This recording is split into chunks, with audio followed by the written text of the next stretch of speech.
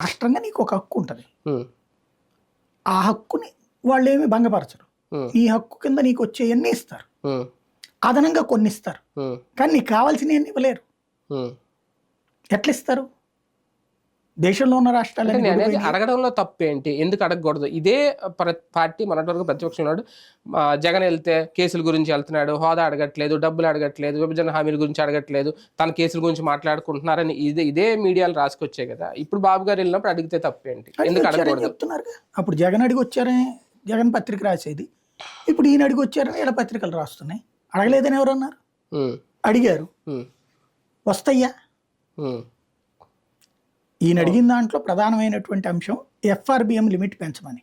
ఉమ్, ఉమ్, FRBM limit కింద మనకి 3% అప్పు తీసుకోవచ్చు. ఉమ్, మనకి జిఎస్డిపి లెక్క, అంటే మనకి గ్రాస్ డొమెస్టిక్ ప్రొడక్ట్ జీడిపి ఎట్లాగో స్టేట్కి సంబంధించి జిఎస్డిపి అంటారు. ఉమ్, మన కొనుగోళ్లు అమ్మకాలు టోటల్ రొటేషన్ బిజినెస్ ఎంత నడిచిందో దాని మీద 3% తీసుకోవచ్చు.